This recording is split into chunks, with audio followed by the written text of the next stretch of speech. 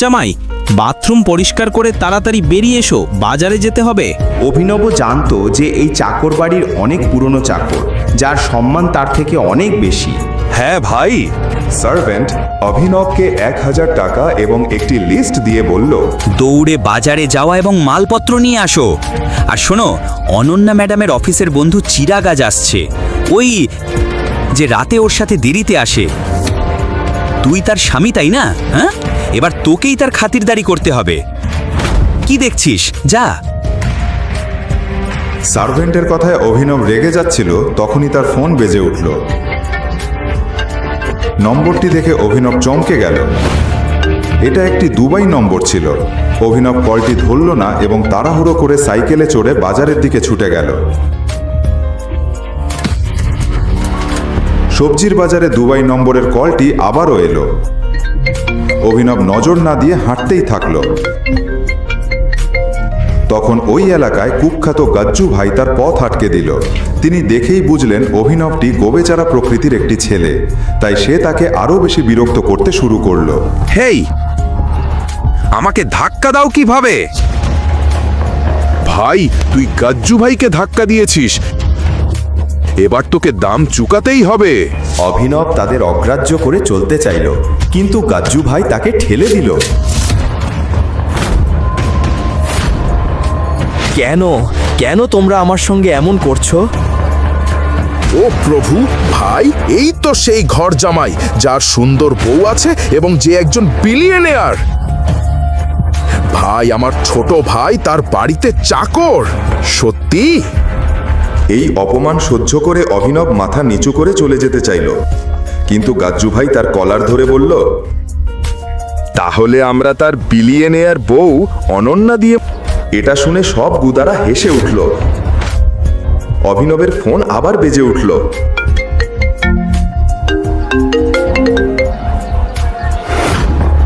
ওহ, এটা কি তোর বউয়ের ফোন?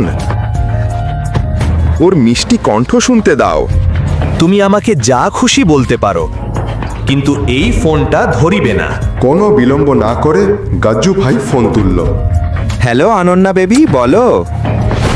কিন্তু অন্য প্রান্ত থেকে যে কথা শুনল তাতে গজ্জু ভাই কাঁপতে লাগলো এবং প্রচুর ঘাম ছাড়তে লাগলো। সে অভিনবের পায়ে পড়ে বলল, ক্ষমা করো আমাদের ভাই, আমি ভুল করে আপনাকে চিনতে ভুল করে ফেলেছি। ঠিক তখনই ধুলো উঠতে লাগলো এবং সবাই দেখলো 3টি বড় দামি কালো গাড়ি গুন্ডাদের সামনে থেমে গেল।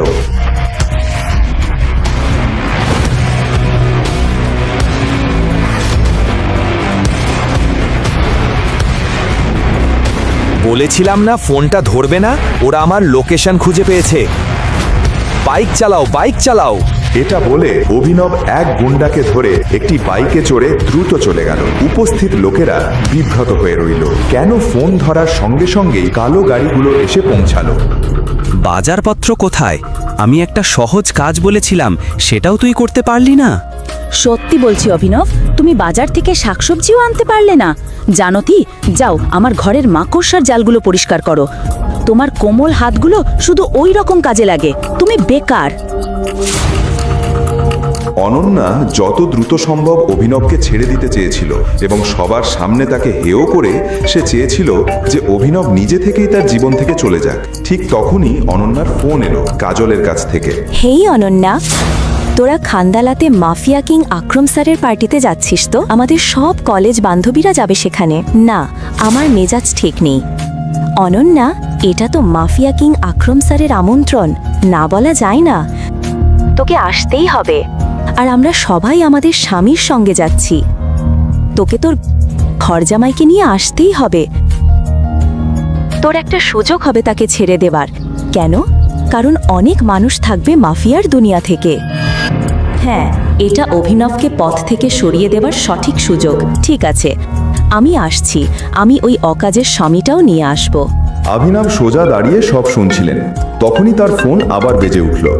স্ক্রিনে দুবাই নম্বর দেখে অভিনব বাড়ি থেকে বেরিয়ে গেল। আমার বেকার স্বামীর গ্রামের বন্ধু নিশ্চয়ই ফোন করছে।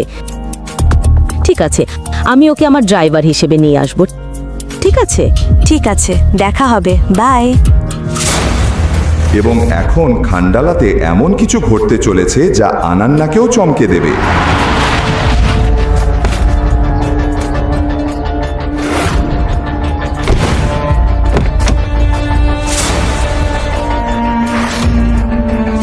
পরের দিন আনান্না অভিনবকে নিয়ে গাড়িতে করে খান্ডালা চলে এলো।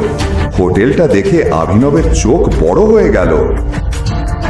তোমার পুরো পরিবারে হয়তো তুমিই একমাত্র যে এত বড় একটা হোটেলের মধ্যে পা রাখার সুযোগ পাচ্ছ। ঠিক তখনই অনন্যার কলেজের বেয়াদব ধনী বন্ধুবান্ধবরা সেখানে এসে হাজির হলো। তাদের মধ্যে রাজ নামের একটি অহংকারী ছেলেও ছিল, যে সবসময় অনন্যাকে ইমপ্রেস করার চেষ্টা করত। অনন্যা, এটা কি? তুই কি এই ট্রিপে স্বামীর বদলে নিজের চাকরটা এনেছিস? ওটা আমার স্বামী। কি? অভিনবের সাধারণ পোশাক দেখে অনন্যার বন্ধুগণ ও তাদের স্বামীরা মুখ বাঁকাচ্ছিল, কিন্তু তাদের ধারণা ছিল না কি ঘটতে চলেছে। তখনই হোটেল ম্যানেজার এসে বলল, এক্সকিউজ মি স্যার, আকরম স্যারের পার্টি সন্ধ্যায়, তাই এখন লাঞ্চ আর ড্রিঙ্কসের বিল আপনাদের তরফ থেকেই পে করতে হবে। ওয়েটার যখন মেনু কার্ড নিয়ে এলো, তখন আরিয়ান নামের একটি ছেলে অভিনবকে ফাঁদে ফেলতে ঘোষণা করে, হে সবাই, আজ বিলটা অভিনবই দেবে। আমি এমন কিছুই বলিনি। চল সবাই তালি দি অভিনবের জন্য। এই চাকর যে মাসে ৬,০০০ টাকা করে পায়, আমাদের লক্ষের বিল দেবে। 1 মিনিটে কি হলো অভিনব বুঝতেই পারল না। আর অনন্যাও ভাবছিল, অভিনব এটা কি করলো? আমার কাছে আজকের বিল দেওয়ার মতো টাকা নেই, আর এই অভিনব তো একেবারেই গরিব।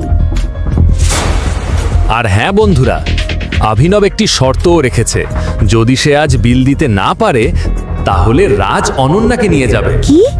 অভিনব, তুমি নিজের সীমানা বজায় রেখে দাও বিট। আমি তোমার জিনিস নই যাকে বাজি রাখা যায়। অনন্যা, আমার কথা শোনো, আমি তো কিছু। চুপ কর, চুপ কর। অভিনব আনন্যাকে বোঝাতে চাইল যে ওকে ফাঁদে ফেলা হচ্ছে। আরে আরে আরে, বাজি ধরা হয়ে গেলে পিছিয়ে যাওয়া যাবে না। কি হলো? টাকা শেষ হয়ে গেল? ওয়েটার! রাজ অভিনবকে কথা বলবার সুযোগ দিল না এবং হোটেলের সবচেয়ে দামি খাবার ও ড্রিঙ্ক অর্ডার করাতে লাগলো। ঠিক তখন কাজলের চোখ পড়ল একটা বক্সিং রিংয়ে। হে রাজ, তুমি তো কলেজের বক্সিং চ্যাম্পিয়ন ছিলে, তাই না? তাহলে আর কি, তোর এবং অভিনবের মধ্যে একটা লড়াই হওয়া যাক।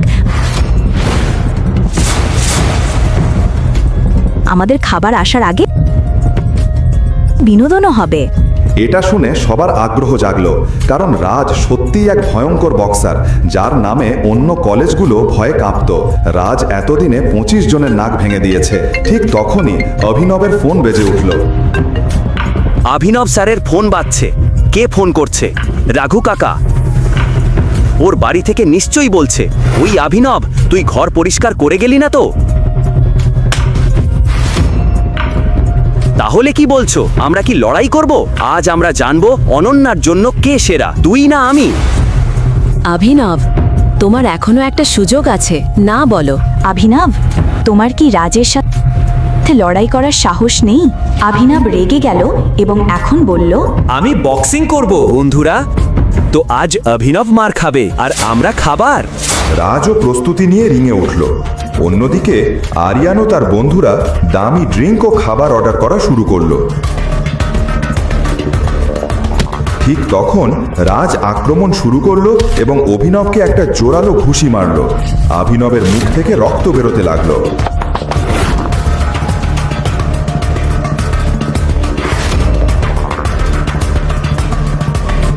এরপর রাজ ক্রমাগতভাবে অভিনবকে ঘুষি মেরে চলল, তাকে হাত তুলবারও সুযোগ না দিল।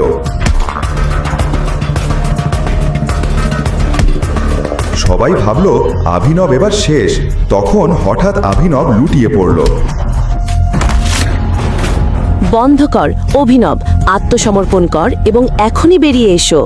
ঠিক যখন অনন্যা এটা বলল, রিংয়ের বাইরে রাখা অভিনবের ফোন বেজে উঠল। অনন্যা যেন ফোনটা না দেখুক এটাই ভেবে অভিনব দ্রুত উঠে পড়ল এবং ঠিক রাজ আঘাত করার জন্য এগোতেই অভিনব রাজকে এমন এক শক্তিশালী ঘুষি মেরেছিল যে রাজ সেখানেই অচেতন হয়ে পড়ল। অনন্যার দৃষ্টি অনন্যার ফোন থেকে ছুটে গেল মাটিতে পড়ে থাকা রাজের দিকে। অভিনব ঘুষিতেই বক্সিং চ্যাম্পিয়ন রাজকে নকআউট করে দিল। এমন ঘুষি কেবল একজন প্রফেশনাল খেলোয়াড়ই মারতে পারে। এই অভিনব নিশ্চয়ই কিছু লুকিয়ে রেখেছে। অভিনব বেরিয়ে এসে ফোন তুলে নিল এবং রাখল। ঠিক আছে রাজ, চিন্তা করিস না। যদিও এখানে তোকে হারায়ও, আমরা বিল এমনভাবে বাড়িয়েছি যে ও 7 জন্মেও এটি পরিশোধ করতে পারবে না। স্যার, এখানে আপনার বিল 5,40,000। কিছু না, আমাদের অভিনব স্যার এখানে আছে, উনি সবার বিল দেবেন। কিন্তু ওয়েটার অভিনবকে দেখে বিভ্রান্ত হয়ে গেল। তিনি ওর পোশাক দেখে ঠিকই বিচার করে ফেলেছিলেন। স্যার, অনুগ্রহ করে রিসেপশনে আসুন। সাবধানে দেখো যেন ও পালিয়ে না যায়। এখন সবাই ওয়েটারের দিকে তাকিয়ে রইল। অভিনব যদি বিল না দিতে পারে, রাজ আজ তার সব রাগ অনন্যার ওপরে বের করে দেবে। এই ভয়ে অনন্যা ঘামতে শুরু করলো। ওয়েটার যখন অভিনবের হাতে থাকা কার্ড নিল ও সোয়াইপ করলো, তার মুখের রং উঠে গেল। কি হয়েছে? অভিনবের কার্ডে কোনো ব্যালেন্স নেই, কোনো টাকা নেই? যদি তার কার্ডে টাকা না থাকে তাহলে বলো, ওর সম্মানের কথা চিন্তা করো না। অনন্যার মুখে রং ঘুচে যাচ্ছিল, কারণ যদি অভিনব বিলে টাকা না দিতে পারে, রাজ আর ছেড়ে দেবে না। কি ব্যাপার, ওনার কাছে কি কোনো টাকা নেই? ওয়েটার কিছু বলতে পারার আগেই হঠাৎ Z+ সিকিউরিটি গার্ডরা হোটেলের প্রধান দরজায় এসে উপস্থিত হলো এবং সবাই তাদের দিকে আগ্রহী হয়ে তাকালো। মনে হচ্ছে কোনো সেলিব্রিটি এসেছে। ও ঈশ্বর, ওটা মিস্টার দেখভাল, আকরাম স্যারের বস। জানো, ওদের সাথে দেখা করতে বছরের পর বছর অপেক্ষা করতে হয়। যেখানে আমি ম্যানেজার হিসাবে কাজ করি, সেই কোম্পানিতে ও বিনিয়োগ করেছে। আজ আমার যেন ভগবানের দর্শন হলো। মিস্টার দিকপাল অভিনবকে চিনে ফেলল। তুমি এখানে কি করছো? মিস্টার দিকপাল অভিনবকে দেখল এবং সবাই মনে করলো সে তাদের দিকেই তাকাচ্ছে। তখন রাজ এগিয়ে এলো।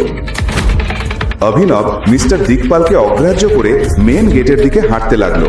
তখন মিস্টার দিকপাল হোটেল ম্যানেজারকে বলল, ম্যানেজার, ওর এবং বাকিদের বিল আমার অ্যাকাউন্টে ট্রান্সফার করে দিন।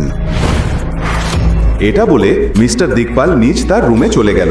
1 মিনিটে এত কিছু ঘটলো যে কেউই কিছু বুঝতে পারল না। এই মিস্টার দেখভাল কি কিছু খেয়েছে নাকি? উনি অভিনবকে অন্য কারোর সঙ্গে গুলিয়ে ফেলেছেন। হেই অভিনব, মিস্টার দিকপাল টাকা দিয়েছে তো আমি বাজি জিতেছে। তুমি কোথায় যাচ্ছ? আর সেই যুক্তি অনুযায়ী অনন্যা এখন আমার। আর আজ রাতটা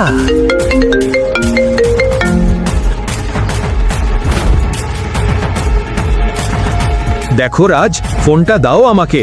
তখন রাজ অভিনবকে বক্সিংয়ের বদলা নেওয়ার জন্য বলল, কোন বড় সুপারস্টারের কল এটা? বারবার বাজছে। ফোনটা রিসিভ করে দেখা যাক। দেখ, তোর সব রাগ আমার ওপরে। দেখা কিন্তু ফোনটা ধরিস না। রাজ এটা চ্যালেঞ্জ হিসাবে নিয়ে ফোনটা ধরল। রাজ ফোনটা স্পিকার করে দিল এবং অন্য প্রান্ত থেকে একটা কণ্ঠ বলল, বস, আমরা আপনার লোকেশন পেয়ে গেছি। আমরা আপনাকে আনতে আসছি। কিছু গুরুত্বপূর্ণ আছে।